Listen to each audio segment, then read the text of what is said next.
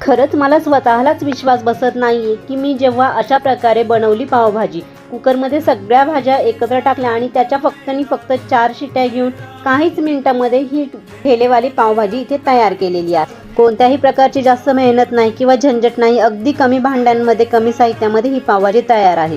तर यासाठी फ्लावर, त्यानंतर 3 ते 4 बटाटे, 2 शिमला मिरची, त्यानंतर गाजर, 2 बीटरूट, त्यानंतर इथे मी जे आपले बेसिकचे मसाले आहे हे सुद्धा ॲड केलेले आहे. 2 टोमॅटो, 1 चमचा हळद, 1 चमचा पावभाजी मसाला, 1 चमचा लाल तिखट, त्यानंतर 1 चमचा गरम मसाला, हे सगळं व्यवस्थित ॲड करून इथे 1 चमचा मीठसुद्धा मी टाकलेलं आहे आणि कुकरला झाकण लावून त्याचा 4 शिट्ट्या या मी काढून घेतलेल्या आहे. तर तुम्ही बघू शकता 4 शिट्ट्यांमध्ये किती छान इथे आपली भाजी तयार झालेली आहे. आता याला द्यायचा आहे आपल्याला छानसा तडका. पण तडका देण्याआधी आपल्याला मॅशरच्या साहाय्याने हे सगळं व्यवस्थित मॅश करून त्यामध्ये थोडंसं गरम पाणी घालून तुमच्या कन्सिस्टन्सीनुसार, जसं तुम्हाला पातळ किंवा थिक कसं हवं आहे त्या पद्धतीने तुम्ही गरम पाणी यामध्ये घालायचं आहे. आणि दुसऱ्या साईडला लगेचच मी तडक्याची सुद्धा तयारी केलेली आहे. तर तुम्ही बघू शकता भाजीचा कलर इथे बीटरूटने किती छान आलेला आहे.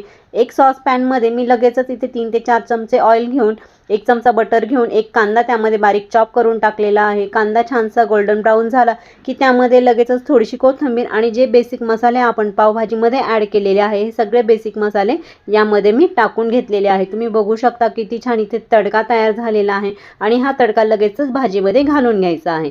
दुसऱ्या साईडला मी कोथिंबीर सुद्धा छानशी इथे ॲड केलेली आहे आणि कोथिंबीर घातल्यानंतर 1 चमचा बटर सुद्धा मी ॲड केलेला आहे. कोथिंबीर, बटर आणि जो आपण तडका पावभाजीमध्ये घातलेला आहे हे सगळं व्यवस्थित मंद आचेवर व्यवस्थित एकजीव करून घेतलं आणि व्यवस्थित या भाजीला एक छानशी वाफ काढून घेतली. वाफ काढल्यानंतर गॅसची फ्लेम ही लगेचच बंद केलेली आहे आणि बंद केल्यानंतर यामध्ये मी 1 लिंबाचा रससुद्धा घातलेला आहे.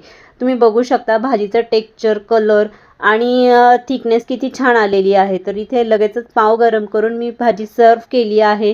तर तुम्ही बघू शकता हिचा कलर किती छान दिसत आहे. जे आपण बीटरूट घातलेला आहे या बीटरूटमुळे हा कलर छान आलेला आहे.